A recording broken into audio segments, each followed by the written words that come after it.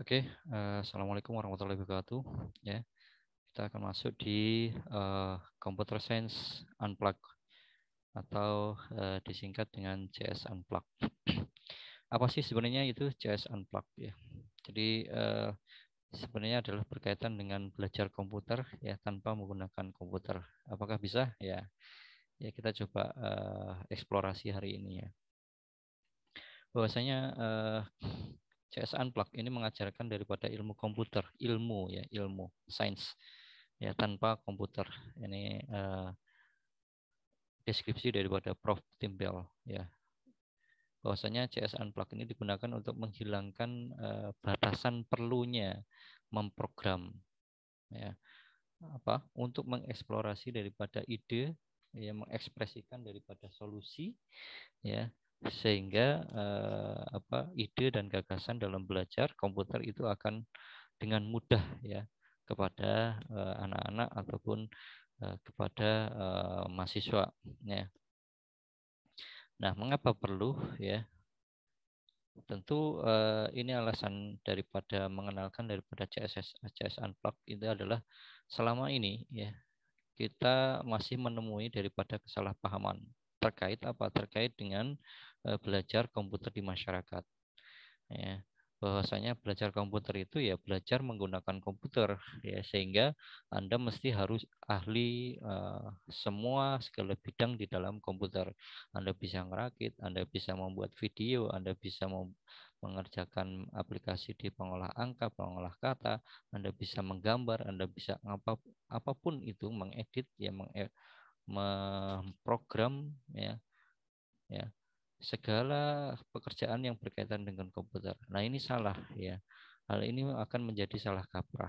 Nah, tentu hasil daripada evaluasi di waktu itu ya, di mana kurikulum daripada komputer itu pernah diadakan ya, diselenggarakan ya, namun hilang ya. Kenapa? Karena ketika itu hanya mengenalkan daripada aplikasi-aplikasi saja atau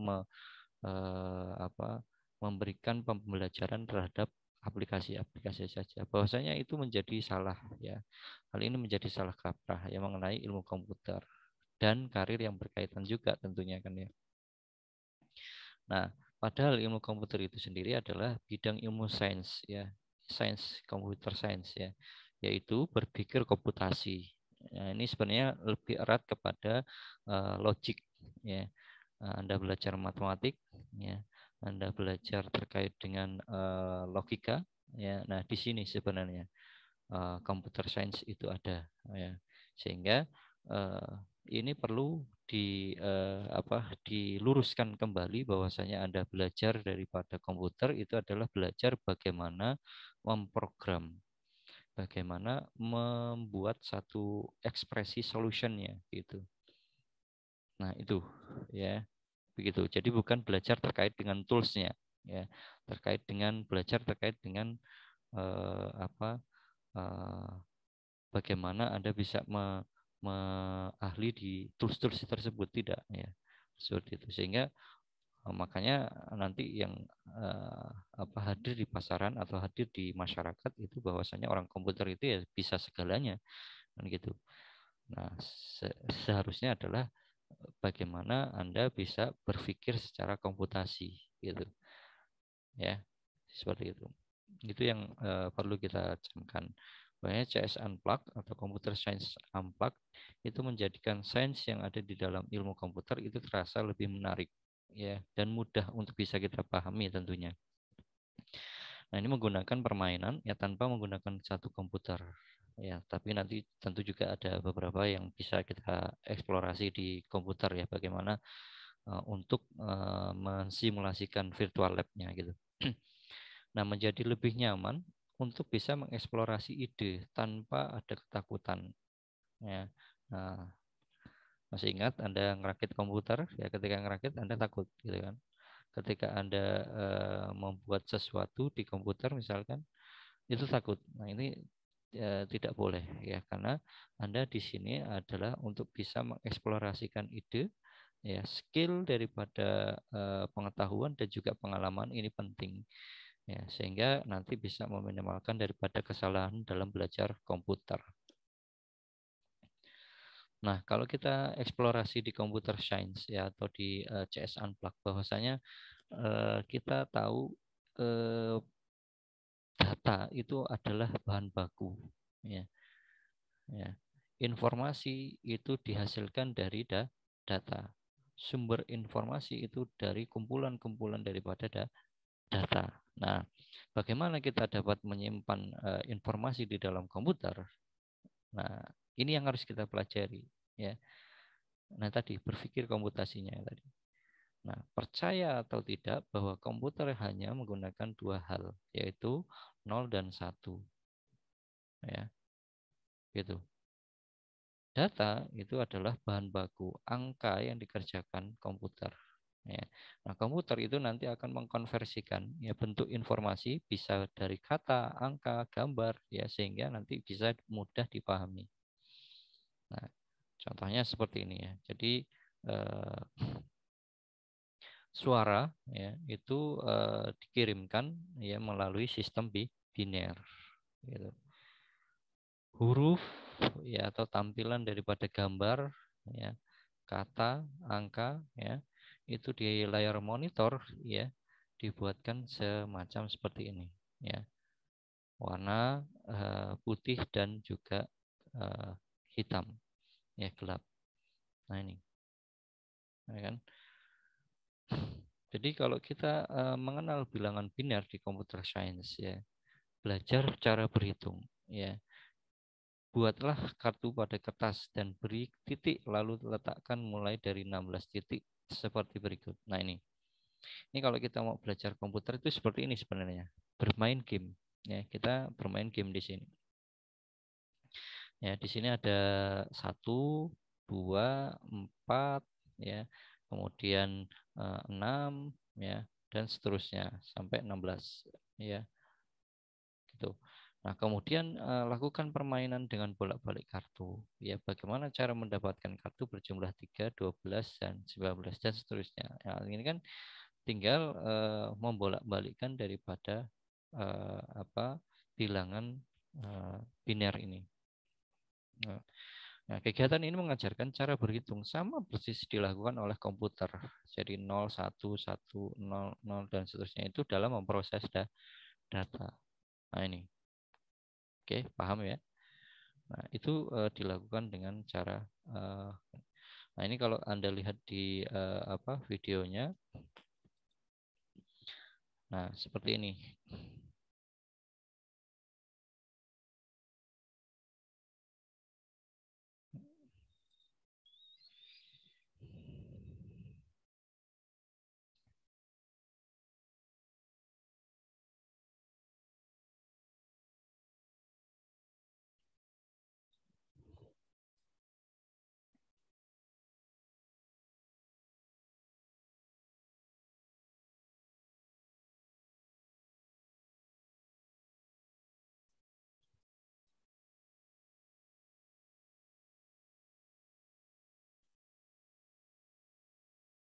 Nah, sebenarnya adalah yang diproses itu adalah 1, 0, 1, 1, 0 dan seterusnya.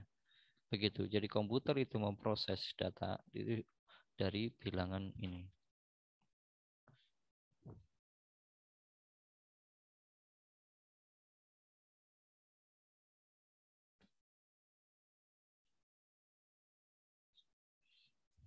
Nah, ini adalah salah satu game yang mungkin kita bisa ikuti. Nah, ini kalau di kelas offline ya kita bisa bermain game seperti ini.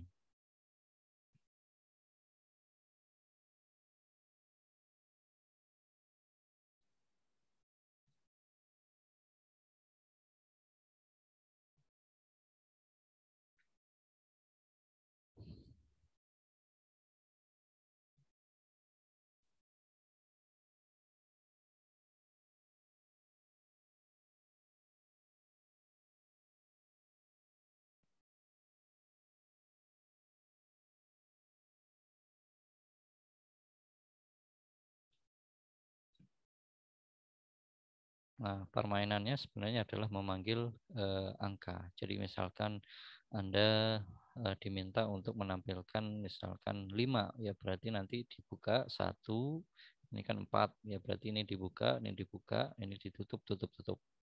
Begitu. Kalau nanti nampilkan 19, ya maka di sini tadi ada 16, ya.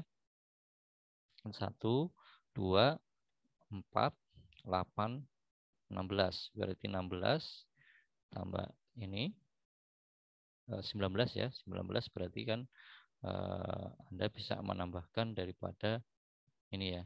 Nah, 1, 2, ini udah 3, 19. Gitu. Jadi ini buka, ini dibuka, dan ini dibuka. Yang ini ditutup. Begitu. Oke, nah ini permainan. Jadi kalau misalkan nanti di belajar komputer Science Unplugged, ya, CS Unplugged, itu adalah bagaimana Anda belajar terkait dengan memahami komputasi itu sendiri.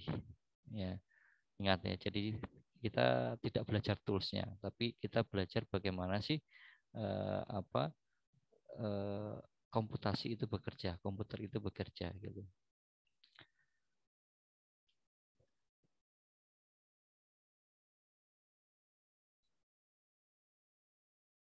Oke, nanti Anda bisa ikuti saja, ya. Nah, ini untuk memberikan daripada bilangan biner, ya. Jadi kalau kita belajar bilangan biner, ya itu kita bisa mengeksplorasi di sini. Termasuk juga ketika Anda nanti belajar di jaringan komputer, ya Anda menghitung IP address, ya ini pun dipakai. Ya itu kalau untuk bilangan biner, termasuk juga untuk menampilkan daripada warna angka, ya. Nah, seperti ini. Jadi belajar cara mengenal huruf itu kalau komputer, ya, itu terkait dengan pikselnya, ya gitu, piksel. Nah, berapa piksel ukurannya, ya panjang lebarnya dan seterusnya. Nah, semakin dia kecil atau semakin dia banyak ya pikselnya, maka dia akan semakin tajam tentunya resolusi ataupun penggambaran penampilan daripada warna ataupun angka ataupun bentuk, ya gitu. Nah, menempatkan komputer untuk bekerja, belajar algoritma. Nah, ini jadi bagaimana kita mampu untuk bisa memprogram, ya, mengkodekan program. Jadi informasi akan jauh lebih mudah untuk ditemukan pada daftar yang diurutkan. Daftar nomor misalkan kamus, indeks, ya angka yang besar, angka yang kecil, kembar dan seterusnya kan. Nah, ini kita bisa program. Komputer itu bisa menghabiskan waktu, ya, menghabiskan banyak waktu untuk melakukan pengurutan, sehingga perlu ada metode agar komputer dapat bekerja cepat dan efisien. Anda paham tadi, ya, bahwasanya satu aja, ya, bilangan biner itu bisa banyak proses yang dilalui, ya, 1010 dan seterusnya tadi. Nah, jadi komputer itu menghabiskan banyak waktu, ya. Nah, supaya, ya, ini dapat dilakukan secara efektif, ya, oleh komputer, maka kita perlu untuk melakukan, ya, menyisipkan satu metode, satu algoritma sehingga dia bisa bekerja secara maksimal, ya, komputasinya bekerja secara maksimal, gitu. Nah, itulah yang dinamakan kita belajar komputer. Jadi tidak asal-asalan untuk mendigitalisasi sesuatu, gitu nggak bisa. Ya, mendigitalisasi sesuatu itu ya tentu dengan komputasinya yang handal, algoritmanya yang handal. Termasuk nanti misalkan ketika kita belajar terkait dengan eh, mendigitalisasi daripada kesehatan misalkan, ya, pemeriksaan jarak jauh gitu kan. Nah, biomedik, ya, itu berkaitan dengan ilmu image processing, ya, berkaitan dengan bagaimana Anda nanti mengeksplorasi atau mendeteksi satu gangguan atau satu eh, bentuk yang berbeda, misalkan kanker gitu, ya. Nah, itu bisa dideteksi secara scan data, ya. Nah, seperti itu. Nah, itu kita bisa latih, kita bisa berikan satu algoritma sehingga dia bisa mempelajari ataupun bisa meningkatkan daripada kecerdasannya. Nah, contoh sederhana misalkan ya, jadi menempatkan komputer untuk bisa bekerja dengan secara baik ya. Nah, coba perhatikan di sini ya, kita menggunakan selection sort ya. Nah, selection sort itu maksudnya adalah nanti dia akan mengurutkan ya, ya dari yang terkecil ya sampai ke yang tertinggi gitu. Jadi 10, 20, 30, 40, nanti 50 di sini dan seterusnya. Jadi dia akan mengurutkan secara urut selection. Kemudian quick sort. Quick sort ini adalah mengambil daripada nilai tengah ya. Ya, yang kemudian kita bisa kerjakan secara paralel ya. Ya, setelah nilai tengah dan sebelum nilai tengah. Gitu. Sehingga kita akan lebih cepat ya dibandingkan dengan yang ini tadi. Selection itu prosesnya satu. Ya, tetapi kalau di quick sort itu ada dua proses di situ. Kita ambil nilai tengahnya, lalu kemudian prosesnya ada dua, ya, gitu. Oke, sehingga akan lebih cepat. Nah, itulah. Kemudian ada lagi yang insert, ya, insert short, ya. Insert short itu maksudnya adalah di setiap urutan tadi, ya, kita langsung bisa menginsertkan di dalam urutannya gitu. Ya mirip-mirip dengan yang tadi ini selection, tapi kalau selection itu adalah ngambil, ya, ngambil satu-satu. Nah, ini kalau misalkan yang di insert ini adalah maksudnya adalah ketika sudah terurut seperti ini, ya. Nah, kita bisa menginsertkan. Nah, gitu. Kemudian ada lagi yang modelnya bubble sort. Nah, bubble sort ini adalah model dia akan melihat daripada kiri dan kanannya. Jadi 50 sama 20 itu kecil mana, ya, besar mana gitu. Maka ditukar gitu. Dan seterusnya. 60 sama 20 gimana? Oh, sorry. 50 sama 20 ya. 50 sama 20 itu berarti nanti dia akan tukar 20 ke tempatnya 50, 50 akan ke tempatnya 20 ya, seperti itu diputar. 60 dia akan ngecek ya. Oh, sudah sesuai. 30 nanti dia akan memutar. Jadi seperti itu terus, bubble ya, membuat satu link melihat daripada tetangga ya, gitu. Ya, memutar dan seterusnya sampai kemudian mendapatkan satu urutan yang dari kecil ke yang besar gitu. Kemudian ada lagi merger sort. Merger sort itu adalah membaginya, mematch ya, gitu. Jadi bagi dua ya. Jadi yang itu tadi kemudian kita ini 60 sama 40 maka duluan 40 ya. Nanti 50 sama 60 duluan, nah, gitu. Jadi di measure sort namanya itu measure sort. Nah, ada beberapa contoh ya kalau Anda bisa mengeksplorasi di satu video ini. Nah, ini ada satu anak kecil ya di mana dia belajar secara komputasi di sini. Ya, maksudnya apa? Ya, sebentar ya, masih ada iklan.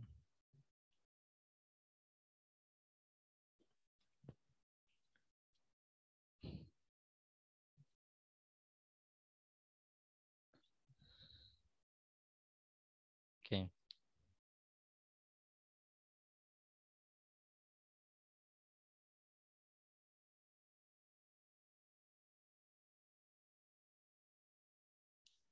Oke. Jadi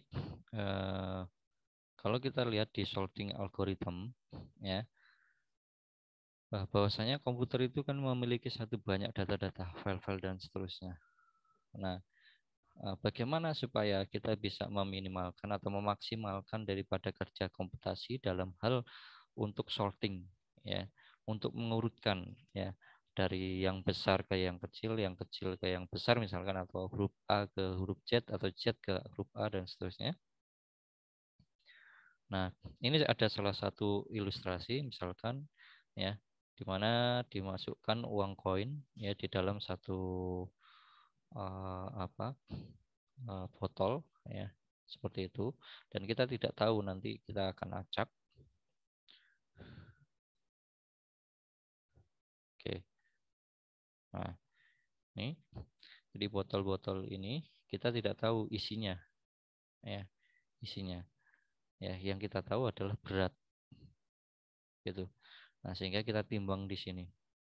Nah, dilakukan penimbangan. Jadi ya, antara nanti botol yang satu dengan botol tabung yang satu dengan tabung yang lain nanti akan kita ukur, akan kita timbang, dan setelah kita timbang kita cek mana yang berat, mana yang lebih ringan, gitu. Jadi kita susun dari ringan ke yang berat. Nah, biasanya kita gunakan seperti ini.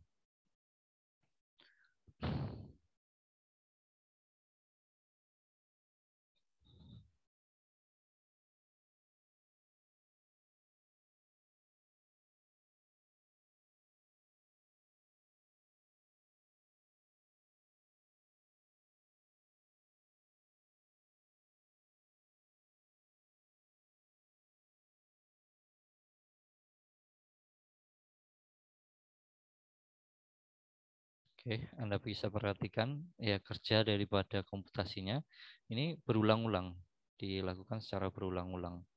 Ya, untuk apa? Untuk menemukan yang lebih ringan terlebih dahulu, kan, ya, gitu. Ya, nanti menuju ke yang berat, gitu.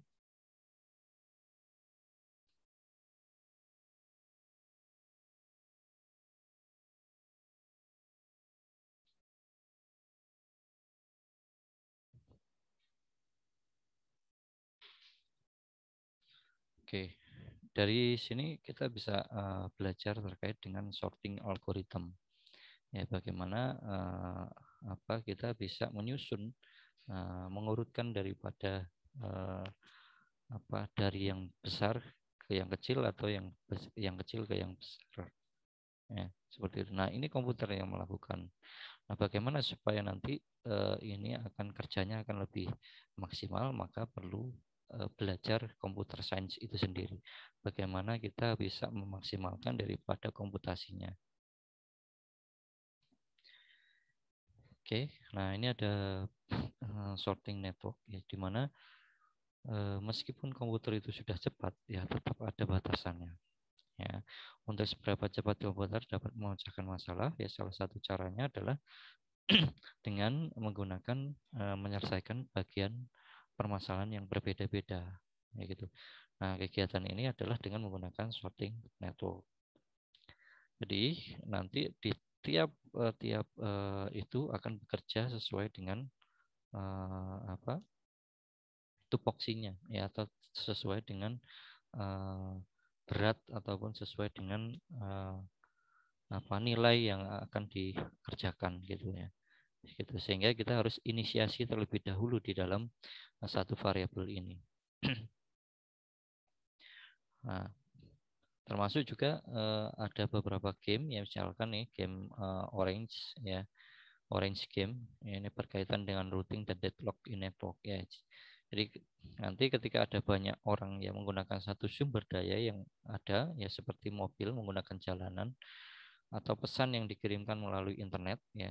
Jadi kalau misalkan Anda menggunakan di jalanan itu kan biasanya macet, ya kan. Nah, ada jalan yang dia tidak macet, ya, dan seterusnya. Nah, ini berkaitan dengan sorting, ya, berkaitan dengan algoritma yang mestinya kita gunakan, ya. Termasuk juga dengan pesan yang dikirim, ya, load time-nya. Nah, sehingga tidak terjadi satu deadlock atau tabrakan. Nah, sebuah cara bekerja yang kooperatif, ya, ini perlu kita butuhkan, ya, di dalam komputasinya, sehingga bisa menghindari daripada terjadinya hal-hal yang tidak kita inginkan. Nah, simulasi ini kita bisa coba dengan game Orange Game. Ya, silahkan nanti Anda bisa melingkar atau bisa lurus gitu ya. Ataupun bentuk ya sesuai dengan kebutuhan ya. Misalkan ini seperti ini ya. Ini dengan lurus misalkan ini jalan gitu ya. Atau dengan melingkar seperti ini atau bentuk-bentuk yang seperti ini. Nah, ini apa? Ini untuk mensimulasikan daripada bagaimana sih belajar computer science itu sendiri.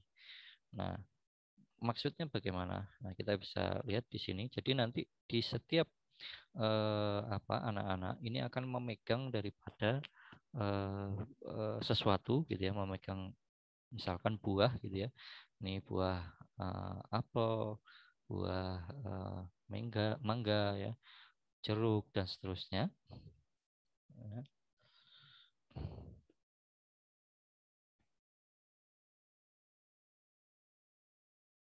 Nah,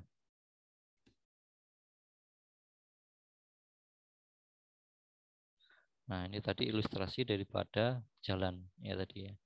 Itu bahwasanya padat dan seterusnya ya. Ini terkait dengan komputasi.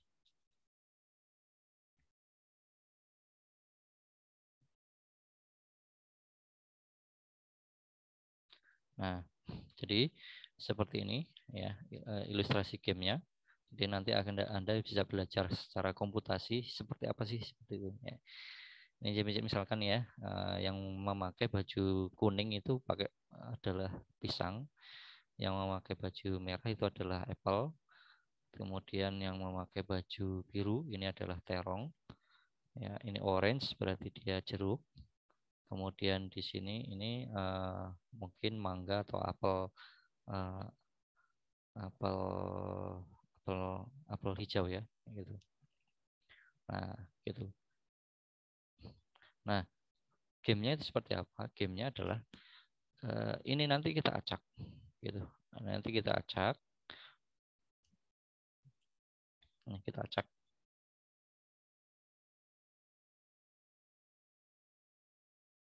Nah, perhatikan ya, jadi kita acak bahwasanya ini cuma ada satu anak yang tidak memegang ya. Nanti satu saja ya.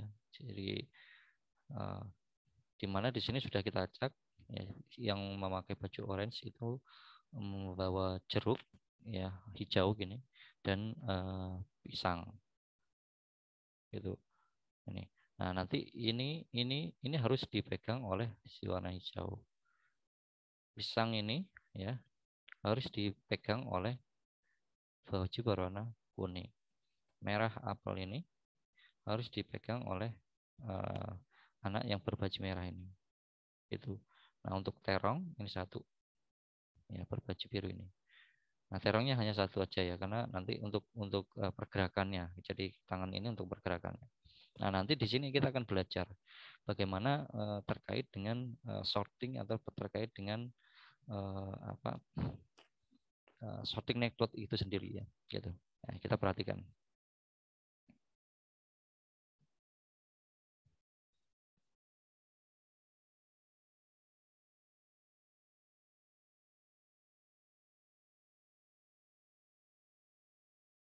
Nah, jadi eh, dia tidak boleh melangkahi daripada anak yang satu. Ya, jadi dia harus sorting ya sesuai dengan jalurnya net gitu. Jadi nggak boleh eh, ini nggak boleh loncat gitu. Nah, jadi nanti harus ke sini saat putar arah jam gitu ya seperti itu. Gitu. Jadi kalau dari biru ya jadi hijau ini harusnya melalui ke orange dulu ya, melalui orange dulu baru ke biru gitu. Oke.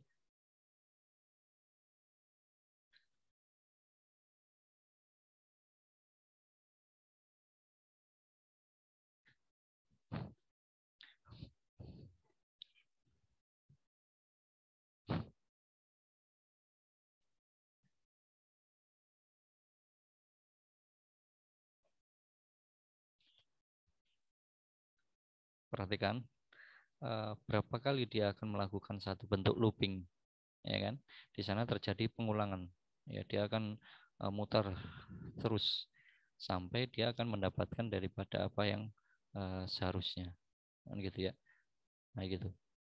Nah ini kalau misalkan Anda lakukan satu permainan ya, nah ini sangat menarik sekali ya. Berapa kali Anda akan mendapatkan proses loopingnya itu, ya sehingga akan menemukan daripada eh, yang buah kuning ke kuning ya, baju kuning, ataupun buah hijau ke gitu.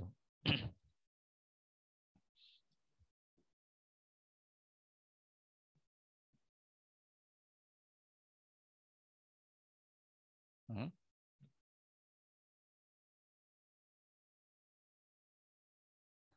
oke, seperti itu ya. Nah, mengasihkan sekali ya. Jadi dia sukses di sini.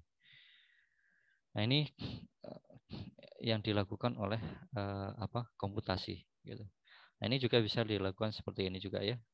Tadi bentuk melingkar. Nah, ini bentuk lurus.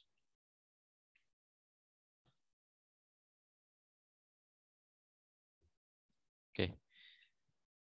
Oke, seperti itu. Jadi di mana di sini kita belajar terkait dengan komputasi itu sendiri, mengajarkan komputasi kepada si anak, berpikir untuk bisa bagaimana mengekspresikan ide, gagasan, bagaimana menyelesaikan satu permasalahan tadi di sini, yaitu sorting network gitu ya, nah, atau routing difficulty gitu ya.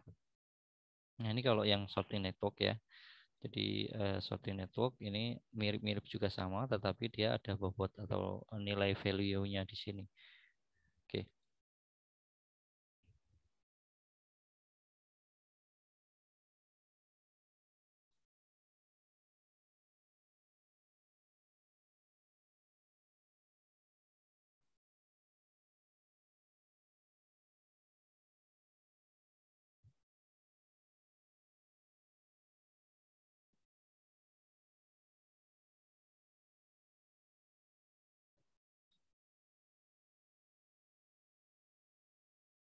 Ya, ini tadi ya.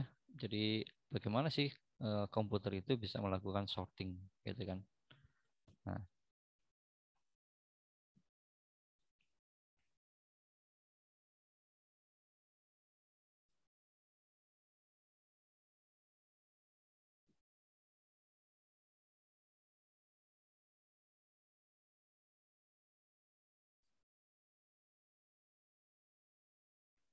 ini dia. Jadi eh, rekan-rekan ini tadi dia memegang satu number gitu ya, angka dari in. Nah ini prosesnya di sini dia melakukan network sorting network ya, sehingga nanti akan mendapatkan satu urutan ya gitu.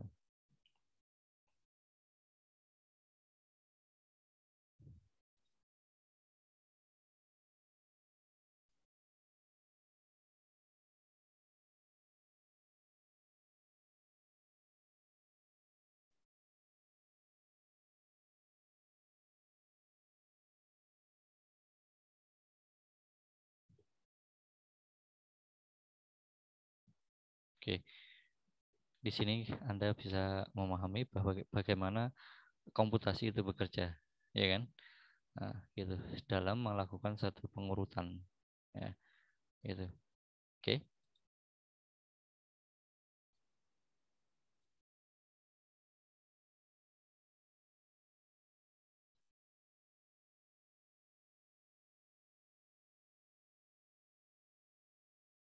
oke. Bagaimana kalau misalkan dikerjakan dengan lebih dari 10 orang ya? Nah, komputasi tentu akan lebih tinggi, ya enggak?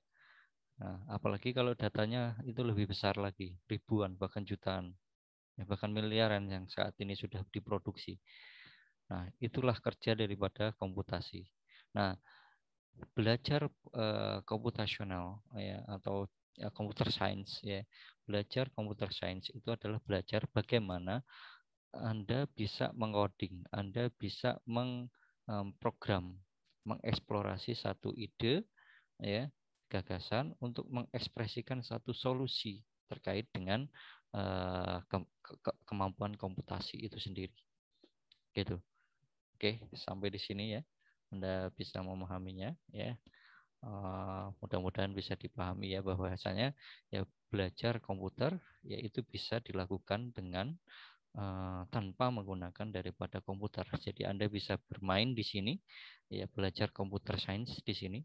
Ya, ini cocok sekali untuk diimplementasikan di sekolah dasar, diimplementasikan di SMP, SMA. Ya, mereka belajar terkait ini, game ya gitu. Jadi tidak lagi belajar bagaimana dia membuat Word, icon-icon daripada Word gitu ya, icon-icon daripada tombol-tombol dan seterusnya yang sebelumnya pernah Anda pelajari di SD atau SMP atau SMA ya. Nah, itu sebenarnya bukan seperti itu belajarnya. Belajarnya adalah di sini. Jadi memberikan satu pemahaman terhadap anak, ya nanti dia akan belajar secara logika ya, logisnya dia dapat gitu ya. Ya, di situ dia belajar bekerja tim, ya kan, bekerja tim, ya, dan bersosialisasi, ya. Tentu bersosialisasi di sini. Nah, ini yang perlu ditekankan dari pembelajaran kita, ya. Bahwasanya kita bisa belajar komputer itu tanpa menggunakan komputer gitu ya, bisa dilakukan gitu dengan permainan-permainan seperti ini. Oke, mungkin itu ya. Jadi kalau Anda mau belajar eksplorasi lebih jauh, Anda bisa ambil di CS Unplugged ya, ORG. Nah, di sini untuk materi-materinya ada di sini ya. Nah, termasuk untuk kode, untuk mengkode ya. Nah, ada di sini. Nah, ini ada beberapa contoh-contoh untuk game yang bisa kita pelajari. Nah, sebenarnya untuk materi-materi game seperti ini ya, kalau di kelas offline biasanya saya berikan ya itu dengan permainan di kelas praktikum ya. Mereka belajar terkait dengan routing deadlock dan juga sorting network ya gitu. Nah, cukup menarik juga gitu. Nah, nanti mudah-mudahan kita bisa apa memahami atau bisa mempraktekkan lah ya, ya mudah-mudahan. Baik, mungkin itu ya untuk materi kita terkait dengan eksplorasi terkait dengan CS Unplugged. Saya mau menyampaikan ya bahwasanya ini ada beberapa respon ya terkait dengan apa terkait dengan diskusi kita ya. Nah, ini ada yang menarik terkait dengan kendala ya, kendala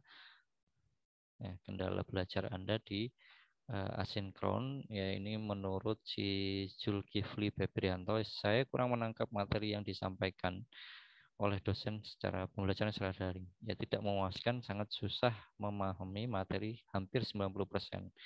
Nah, ini Zulkifli ya mungkin bisa menyesuaikan daripada pembelajarannya, karena memang pembelajaran kali ini ya kita lakukan secara daring. Ya, kita sama-sama berdoa ya mudah-mudahan nanti pandemi cepat berakhir, dan untuk bisa memaksimalkan daripada pembelajaran Anda ya silahkan nanti coba bisa privat dengan saya ya. Saya available materi mana, topik mana yang dirasa kurang bisa dipahami ya, nanti bisa saya pandu ya seperti itu. Oke, apabila memang dibutuhkan untuk secara langsung sinkronos ya silahkan nanti bisa saya sediakan waktunya. Baik, mungkin itu untuk materi kita dan closing ya. Saya akhiri ya. Assalamualaikum warahmatullahi wabarakatuh.